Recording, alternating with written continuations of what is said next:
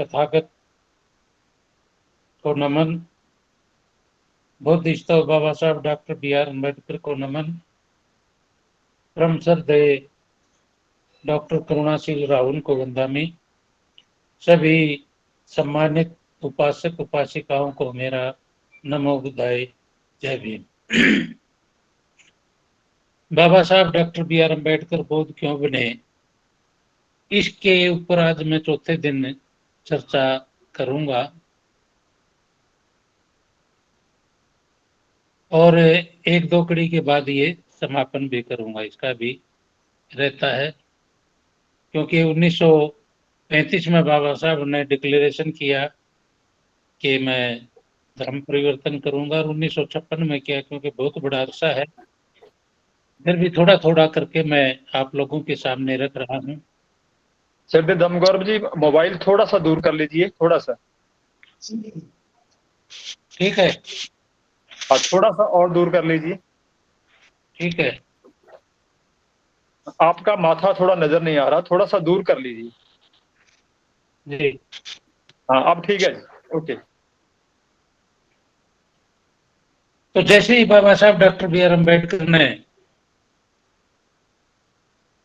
13 अक्टूबर 1935 को धर्म परिवर्तन की घोषणा की, बहुत सारे लोग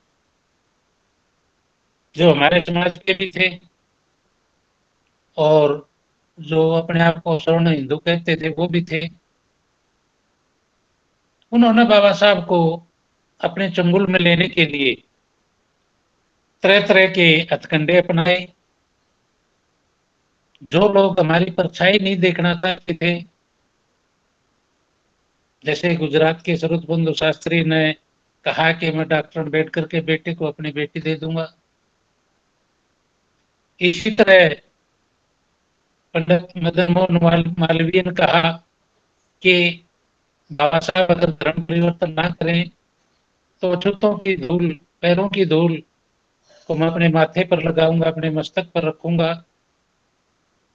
सिख धर्म के दिनों के जो महाराजा पटियाला थे, भूपेंद्र सिंह ने कहा कि मैं अपने बहन का डोला डॉक्टर बी.आर. अम्बेडकर को दे दूंगा और उनको अपनी रियासत का प्रधानमंत्री भी बना दूंगा।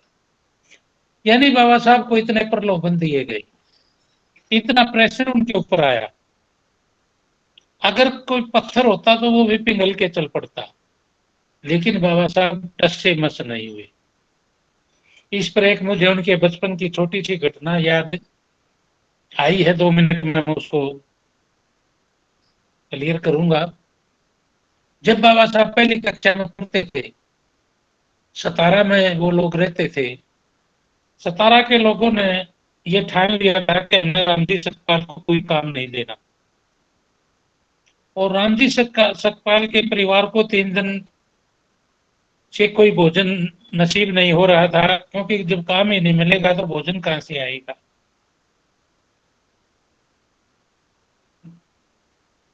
बाबा साहब का बचपन का नाम माता भीमाबाई लेती थी, वो भीवा कहती थी।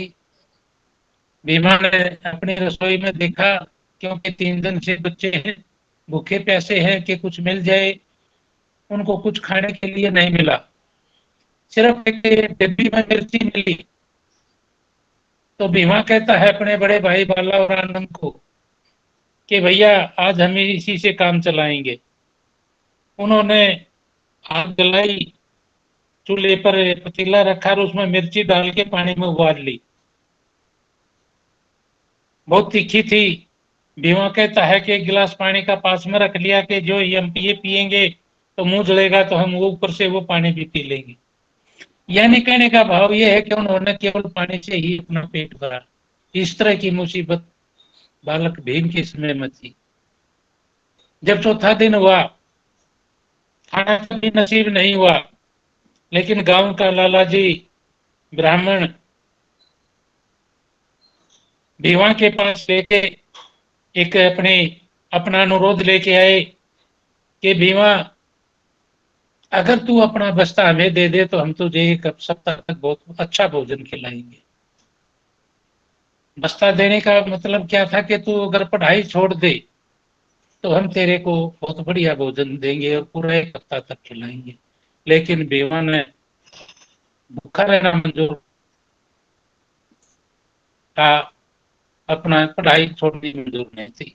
मेरा कहने का भाव ये है कि वो शुरू से ही इतने समझदार और इतने बड़े फैसले लेते थे, जिससे कि अब तो वो काफी पढ़ लिख के सारा समाज का अनुभव हो गया था, इसलिए उन्होंने जरा भी ऐसा नहीं सोचा कि जो उसको प्रलोभन दिए जा रहे हैं।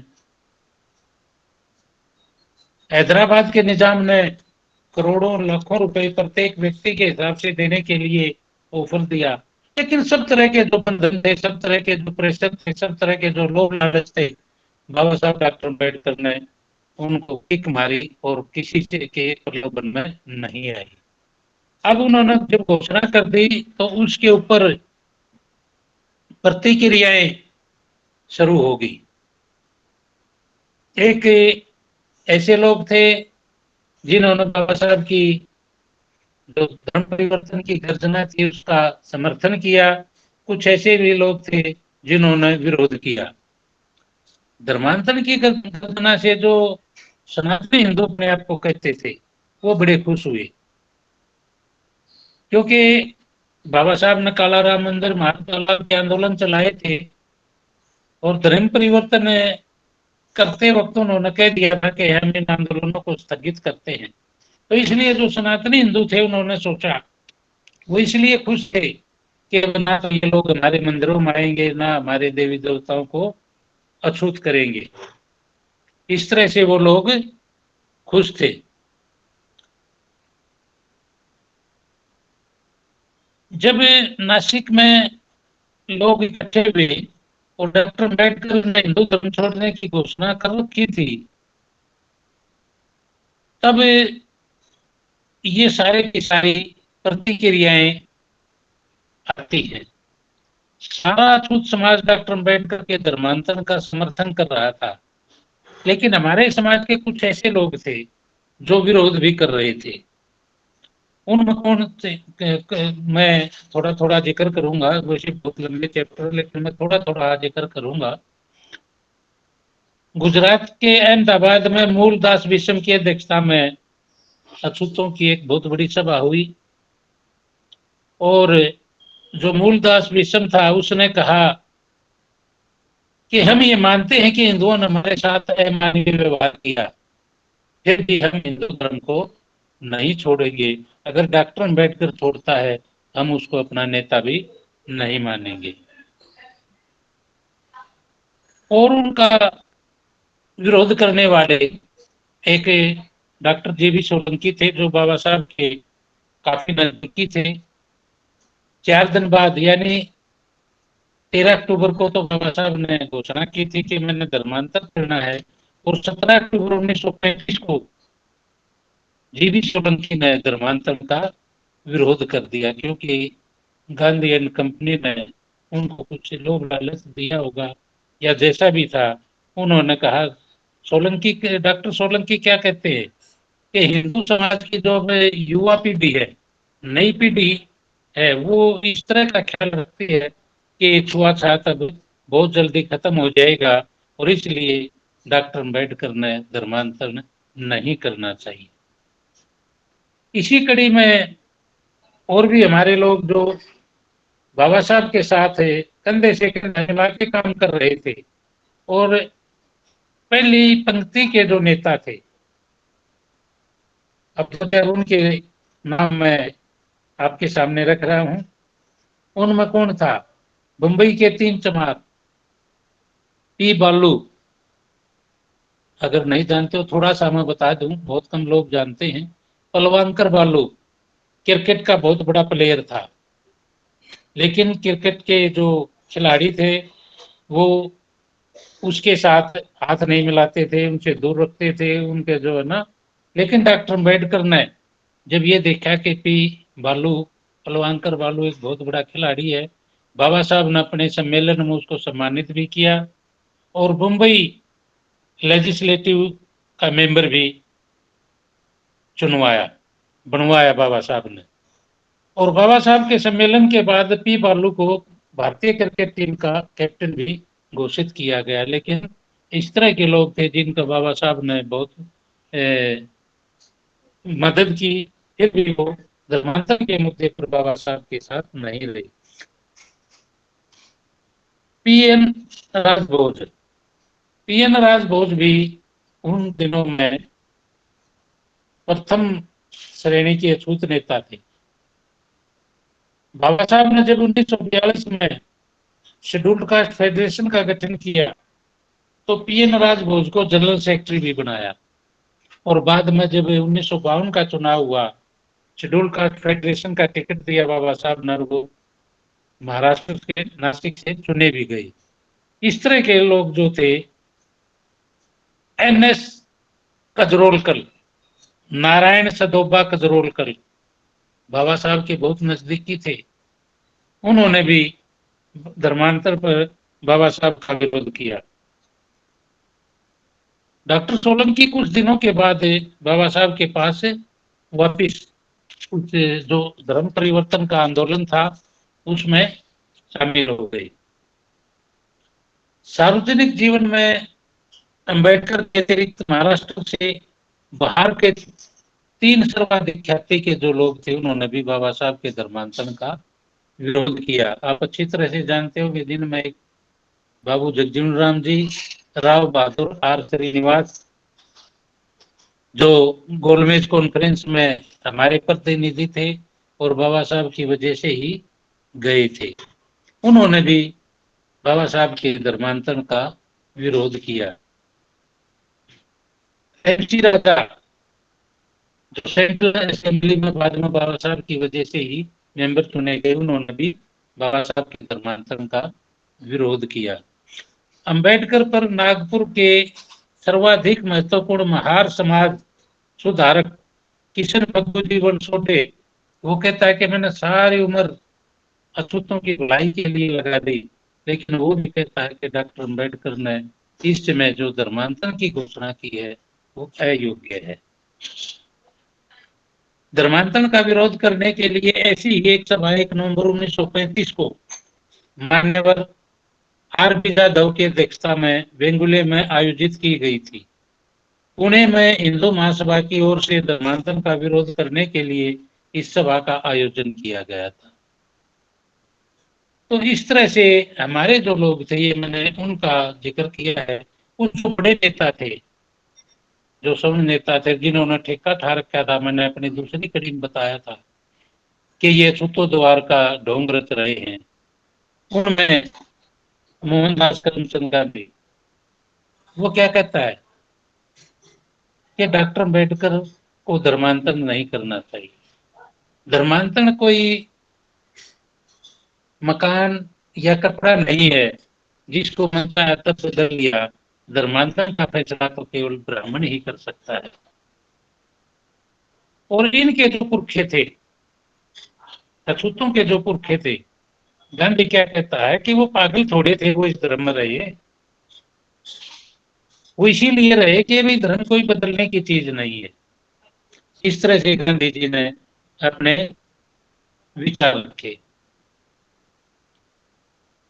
गांधी कहता है कि मैं इस बात को अच्छी तरह से समझता हूँ कि डॉक्टर अम्बेडकर एक बहुत बड़ा विद्वान है, उसकी सोच बहुत बड़ी है और हमारे द्वारा अमानवीय व्यवहार करने पर उसका गुस्सा भी छलक जाता है, फिर भी उसने धर्मांतरण का प्रस्ताव नहीं लेके आना चाहिए। तो इस तरह से उनमें एक जो आजकल बीजेपी जिसको उठाए घूम रही है, विनायक दामोदर सावरकर, उसने भी बहुत बड़े पैमाने पर धर्मांतरण का विरोध किया। उन्होंने कहा कि अछूतों को इस देश से दूर ही रहना चाहिए। मुसलमान या ईसाई धर्म में जाने से इनको वहां थाली में परोस के नहीं मिल जाएंगे इनके जो अधिकार हैं या इनका जो है। और उन्होंने उस समय एक एग्जाम्पल भी दिया कि भाई त्रावणकोर में श्रवण ईसाई और जो अछूत ईसाई हैं उनमें बहुत बड़ा संघर्ष चल रहा है। इसलिए ये जिस भी धर्म में जाएंगे, जाते ही इनको मान सम्मान या इनके अधिकार इस तरह से नहीं मिलेंगे। अगर डॉक्टर अम्बेडकर धर्मांतर करना ही चाहता है तो ईसाई और इस्लाम की जगह उसने अपना नया धर्म बना लेना चाहिए और उसको अपना ले। हिंदू धर्म को छोड़कर अन्य धर्म स्वीकार करते ही अछूतों को संपत्ति या उनके अधिकार नहीं मिल जाएंगे। धर्मांतरण करने वाले लोगों के लिए मुगल साम्राज्य जो अब तक नहीं कर पाया तो अब कैसे कर देगा। डॉक्टर राजेंद्र प्रसाद क्या कहते हैं, धर्मांतरण प्रस्ताव से मुझे बड़ा दुख हुआ है। उन्होंने कहा कि उस प्रस्ताव के मूल में स्थित गुस्से की भावना को हम समझते हैं। उसने भी वही बात कही है जो गांधी ने कहा था कि डॉक्टर अम्बेडकर को गुस्सा तो आता है, हम उसके गुस्से को समझते हैं, परंतु जिसकी वजह से समाज सुधारकों का कार्य दुष्कर होगा, इस तरह की कोई घटना की जाए, ये दुर्भाग्य की बात है। यानी वो भी यही कहता है कि भाई छुआछूत का तो अंत होने ही वाला है, इसलिए उन्होंने नहीं करना चाहिए। और मुंबई के एक नेता बालकृष्ण देवरुखकर ने धर्मांतरण की रुख का विरोध किया। उन्होंने कहा कि दिन ब दिन छुआछूत कम हो रही है, अतः हिंदू धर्म में रहना ही उचित है। सभी धर्मों में किसी न किसी रूप में असमानता है। उन्होंने कहा कि जिस डॉक्टर अम्बेडकर ने छूतों को उनकी अत्यंत निराशा के समय धीरज दिया, वे ही उन्हें आत्महत्या करने के लिए कहें, यह देखकर मुझे बड़ा अफसोस होता है। धर्म कोई व्यापार की या लेन देन की चीज नहीं है। डॉक्टर अम्बेडकर के गोलमेज परिषद के सहयोगी, जैसे मैंने भी बताया, श्रीनिवासन ने कहा, धर्मांतरण की वजह से अछूतों की संख्या कम हो जाएगी और वे और कमजोर होंगे, उनका शोषण करने वाले प्रबल बनेंगे, यानी वो जो शोषण करते हैं वो मजबूत बनेंगे। वे धर्मांतरण ना कर अपने अधिकारों और तत्वों के लिए संघर्ष जारी रखें, इसी में भलाई है। डॉक्टर अम्बेडकर की किसी भी घोषणा को दुनिया में इतनी प्रसिद्धि नहीं मिली थी जितने के धर्मांतरण की पूरी दुनिया में उसका तहलका मच गया था। एसोसिएटेड प्रेस जो ये मीडिया है, एसोसिएटेड प्रेस संस्था के प्रतिनिधियों ने येवला के निर्णय को डॉक्टर अम्बेडकर ने जो घोषणा की थी उसको गांधी जी को बताया, लेकिन गांधी जी को तो उस बात का पहले से ही पता था। राजगोपालाचार्य ने कहा कि धर्म परिवर्तन आंदोलन एक शैतानिक एजेंडा है। शैतानिक आंदोलन है, एजेंडा है जो भी। पंडित गोविंद बल्लभ पंत ने धर्म परिवर्तन आंदोलन के संदर्भ में कहा, अशुद्ध चाहे तो हिंदू बने रहे या जो पूना पैक्ट में जो दिया गया हमने वो ले लें, दोनों बातें नहीं चलेंगी। ये थोड़ा सा मैंने उन लोगों की बातें बताई है जिन्होंने धर्मांतरण का विरोध किया था। अब बहुत सारे लोग थे, लगभग अछूत तो सारे ही थे, ये जो अपने आप को हमारा नेता कहते थे, जो 5-7 नाम मैंने को छोड़ करके आम आदमी ने सभी ने धर्मांतरण का समर्थन किया। जिस प्रकार डॉक्टर अम्बेडकर द्वारा की गई धर्मांतरण गर्जना से हिंदू समाज के प्रतिकूल प्रतिक्रियाएं आने लगी, उसी प्रकार से अछूतों की प्रतिक्रियाएं भी बड़े पैमाने पर आने लगी। 2 नवंबर 1935 को ये एक विशाल सभा थी। 2 नवंबर 1935 को नया गांव मुंबई में एक जनसभा का आयोजन कर अछूत वर्ग के धर्मांतरण से संबंधित डॉक्टर अम्बेडकर के नए आंदोलन के प्रति समर्थन व्यक्त किया गया। सभा में नासिक के कालाराम मंदिर प्रवेश सत्याग्रह के स्थान का भी समर्थन किया गया, जिसे येवला सम्मेलन में लगभग एक प्रस्ताव द्वारा स्थगित कर दिया गया था। बाबा साहब ने जब घोषणा की धर्मांतरण की तो कह दिया था कि फालतू के जो आंदोलन है उनको हमें छोड़ देना चाहिए। नासिक जिले में ही साहित्य में 17 नवंबर 1935 को स्कूल बोर्ड के वाइस प्रेसिडेंट अमृतराव रणखांबे की अध्यक्षता में 3000 अछूतों की यानी एक बहुत बड़ी सभा हुई। उस सभा में डॉक्टर अम्बेडकर के धर्मांतरण को समर्थन दिया गया। इतना ही नहीं, उस सभा में जो अछूत लोग आए हुए थे उन्होंने वहां घोषणा कर दी कि खंडोबा मंडोपा ये इनके देवताओं के नाम है। इस तरह के जितने भी जो अपने घर में तस्वीरें सब ने उतार के फेंक दी और जो पालों में लगी हुई थी पत्थर की मूर्तियां, वो भी उन लोगों ने तोड़ देकर कर लिया कि हम हिंदू धर्म की किसी भी देवी देवता को या उनको नहीं मानेंगे। पुणे में रहने वाले 17 जिले के अछूतों की ओर से पुणे की सेना में नया मोदी खाना नामक एक जगह है, उस स्थान पर लक्ष्मण बागजी पवार की अध्यक्षता में 1200 अछूतों की एक सभा हुई। उस सभा में डॉक्टर अम्बेडकर के धर्मांतरण की योजना को समर्थन दिया गया।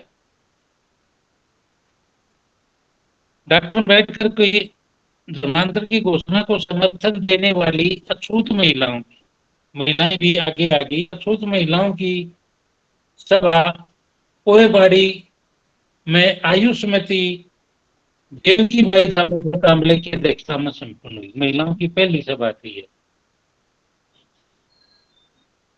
गुजराती मायावंशी समाज की सभा ने धर्मांतरण की घोषणा का समर्थन किया। वहाड़, ये प्रांत के नाम वहाड़ मध्य प्रदेश के अछूत महिलाओं की एक परिषद लेकर धर्मांतरण के समर्थन में प्रस्ताव पारित किया। पूर्व खानदेश के चरमकारों ने सम्मेलन बुलाकर के धर्मांतरण को समर्थन दिया। वसी में आर्य वनमाली की अध्यक्षता में हुई चमार सभा की जो सभा हुई उसमें डॉक्टर अम्बेडकर को समर्थन दिया गया। 27 अक्टूबर 1935 को रामचंद्र फालूजी चांदोरकर की अध्यक्षता में मदनपुरा के DIT चाल नंबर 40 में भी बहुत बड़ी सभा हुई। उसमें भी डॉक्टर अम्बेडकर की जो धर्मांतरण की योजना थी उसको समर्थन दिया गया। बाबा साहब डॉक्टर अम्बेडकर की धर्मांतरण की घोषणा को मुंबई वनहाड मध्य प्रांत के केवल अछूत समाज ने ही समर्थन नहीं किया, बल्कि संपूर्ण देश के विभिन्न राज्यों के अछूत समाज के लोगों ने विविध सम्मेलन करके अलग अलग जगहों पर सम्मेलन करके धर्मांतरण को समर्थन देने की घोषणा की। इसी कड़ी में असम में महाप्राण जोगेंद्र नाथ मंडल, ये बाबा साहब के बहुत प्रेरित थे और अछूत समाज के बहुत बड़े नेता थे। इनकी वजह से बाबा साहब डॉक्टर अम्बेडकर संविधान सभा में पहुंच पाए थे। महाप्राण जोगेंद्र नाथ मंडल ने भी 29 फरवरी 1936 को घोषणा की और कहा कि हम डॉक्टर अम्बेडकर का जो धर्मांतरण की योजना है उसको पूर्ण रूप से समर्थन करते हैं। केरल के थिया युवक संगठन में, थिया ये एक जाति है,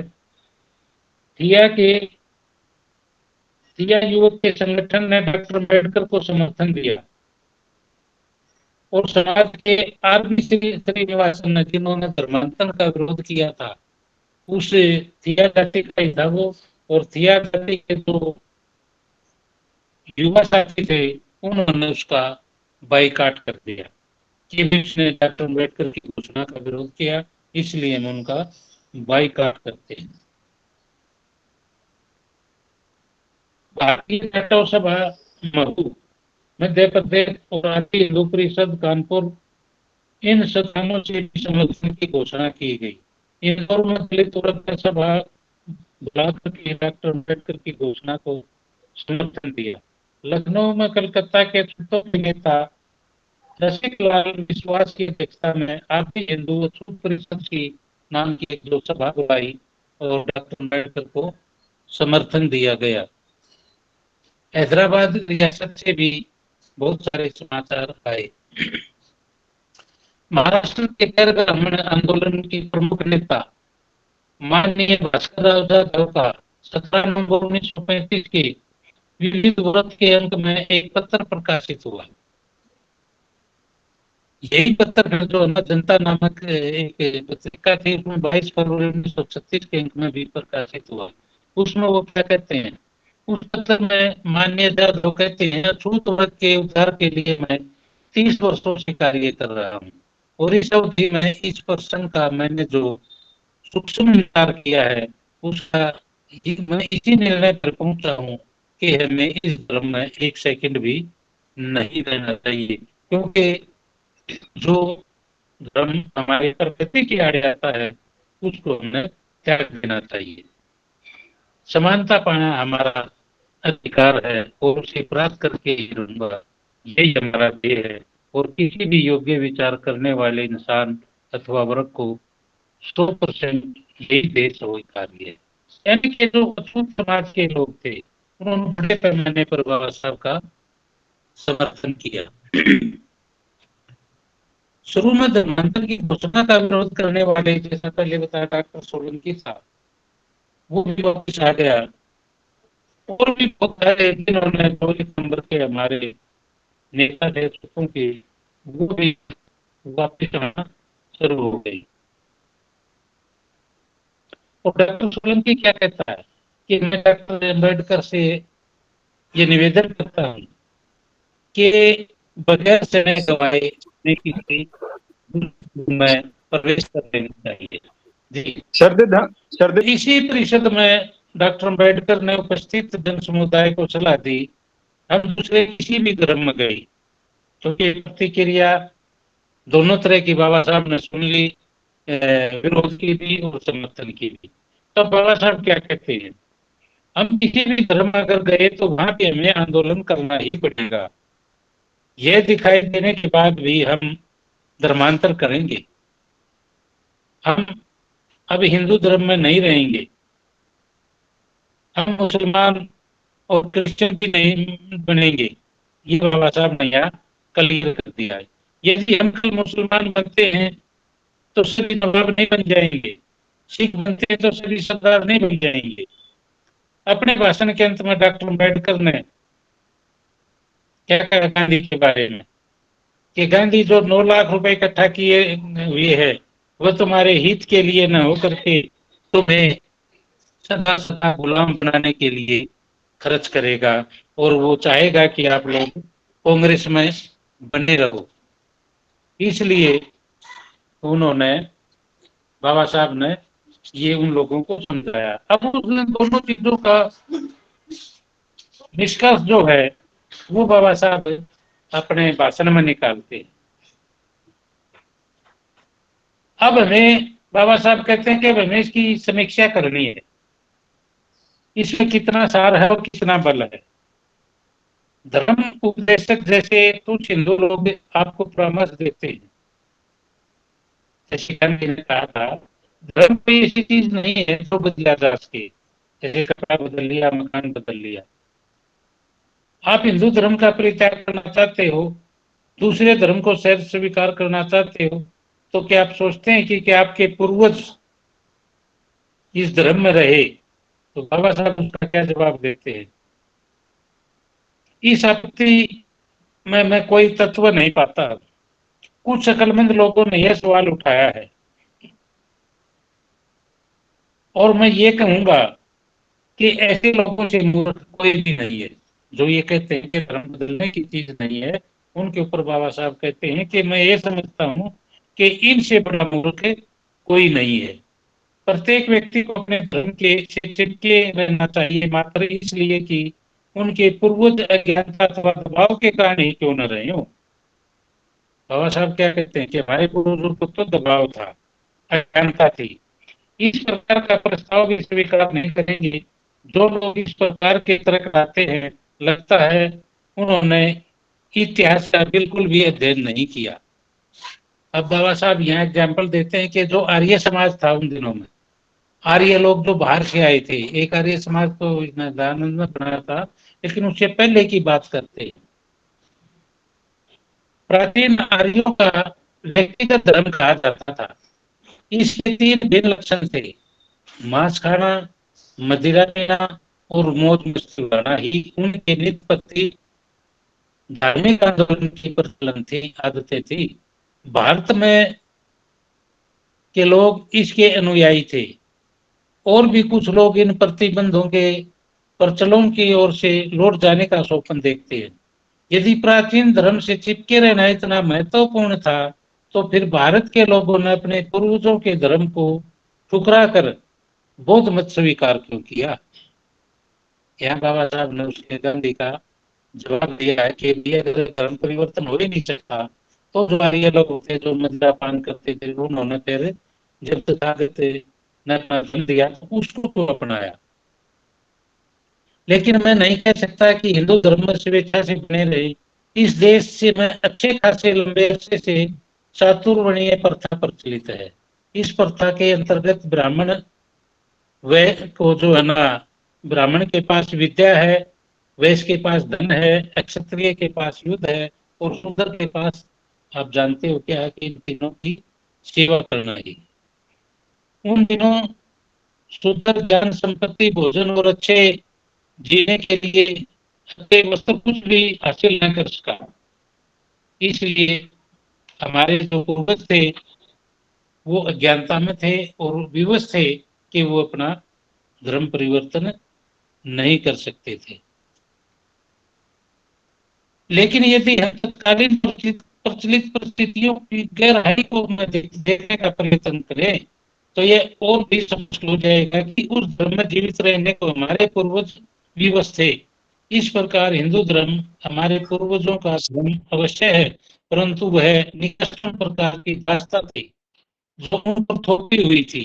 इस दास्ता से संघर्ष करने को हमारे पूर्वजों के पास कोई साधन नहीं थे। आज तो हम संघर्ष कर सकते हैं, हमारे पास सभी साधन हैं।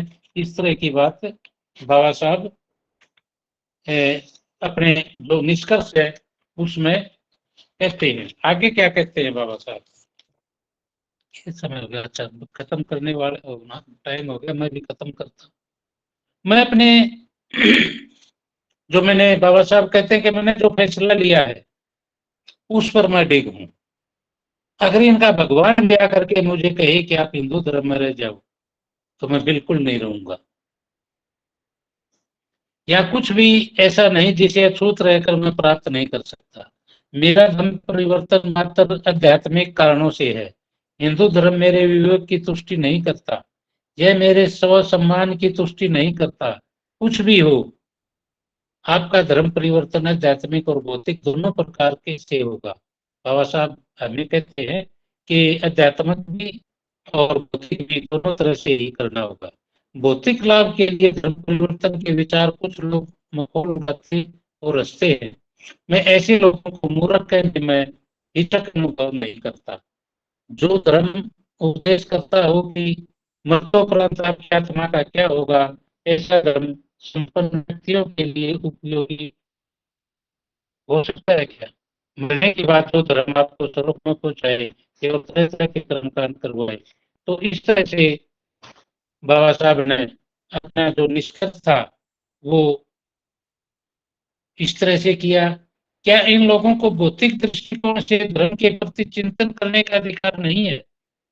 क्या उनसे यही अपेक्षा की जाती है कि वे केवल हाथ जोड़े हुए आसमान की ओर देखें और दया और दान की याचना करते रहे कि हमें तो मालिक को देगा, ऊपर वाला ही देगा? सुगत देवी आत्मसंतुष्ट संपन्न लोगों के इस उच्च कोटि के वैदांतिक दर्शन से गरीबों को क्या लाभ है? बाबा साहब कहते हैं कि मैं बहुत स्पष्ट शब्दों में इस बात को आपके मस्तिष्क में बैठा देना चाहता हूं कि धर्म मानव मात्र के लिए है, न कि मानव मात्र धर्म के लिए। यदि आपने आपको संगठित करना चाहते हो तो बदल दो अपने धर्म को। यदि आप सब सम्मान प्राप्त करना चाहते हो तो बदल दो अपने धर्म को। यदि आप चाहते हो कि समाज की रचना करना जो आपको सहकारिता और भ्रातृत्व सुनिश्चित करता हो तो बदल दो अपने धर्म को। यदि आप शक्ति का प्राप्त करना चाहते हो तो बदल दो अपने धर्म को। यदि आप क्षमता चाहते हो तो बदल दो अपने धर्म को। यदि आप स्वाधीनता चाहते हो तो बदल दो अपने धर्म को। यदि आप ऐसा संसार बनाना चाहते हो जिसमें आप सुख से जियो तो बदल बदल डालो अपने धर्म को। तो किस तरह से बाबा साहब ने अपनी व्याख्या की और उनकी क्रिया प्रतिक्रिया दोनों पर बाबा साहब ने विचार किया। तो समय भी हो चुका है, क्योंकि अगर कोई प्रश्न उत्तर होगा तो उसके ऊपर भी बात करेंगे। मैं अपनी वाणी को यही विराम देता हूँ। सभी को नमो बुद्धाय। जय हिंद।